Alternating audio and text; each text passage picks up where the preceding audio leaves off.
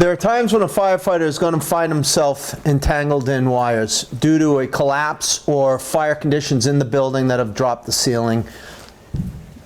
One of the things that we're going to want to pay attention to is not getting ourselves into a position where we can't get untangled for the wires. There are some techniques that we're going to teach you. There are some tools that you can help to minimize this risk.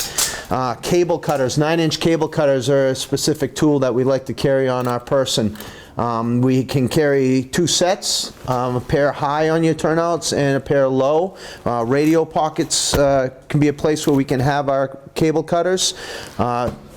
Hip pocket, and some turnouts or manufacturers are actually sewing pockets in low on the leg. Some webbing, tubular webbing attached to the handles of those 9-inch cable cutters help you get those cable cutters out of the pocket and start cutting. If you do come across something like this, then the easiest way is just to cut yourself a pathway to safety. If you do not have them, then what we're going to do here is my firefighter is going to demonstrate moving our body through this obstacle.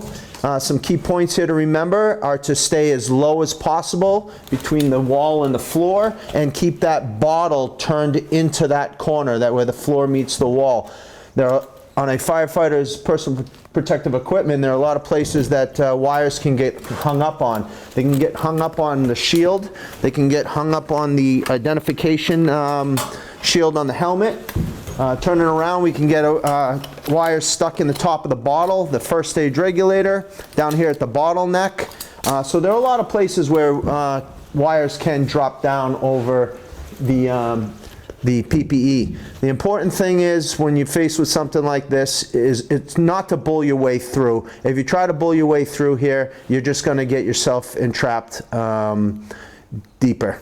So my firefighter is going to lay down. The first thing he's going to do is he's going to sweep his hand and realize, as he would if he was moving through a structure anyways, and he's going to realize that he has an obstacle here.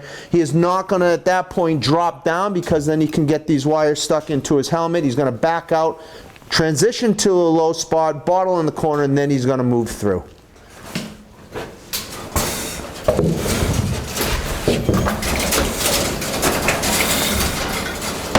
If you notice here, he's setting his tool up in a position where it's a ramp. So any wires that come in contact with this tool are going to ride up this tool and then off of them.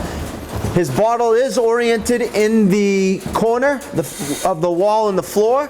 This firefighter is then going to take this top hand in a swimming motion. He's going to bring it down to the floor, grab what wires he can, slide them up, and pass them over his hip. And he's going to use his feet to inch-way his worm through.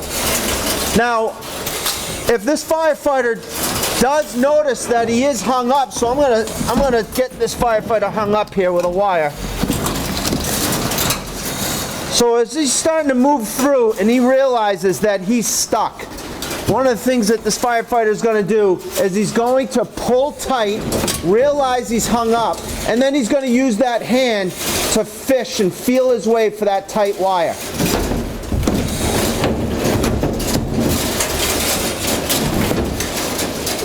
Alright, so here he realizes he can't go any further. He reached down, he can feel the wire go tight. At that point he's going to grab the wire, and then he's going to move his way back to loosen that wire up so he can then manipulate that wire off of him. At that point, when he's free, he's going to continue moving through in that swimming motion.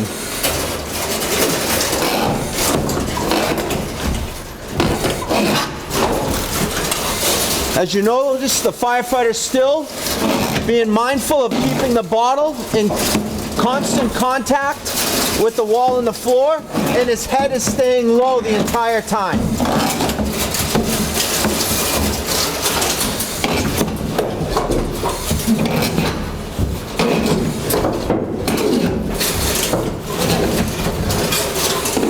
That firefighter is going to continue staying in this low profile until he's moved all the way through and all the wires are off.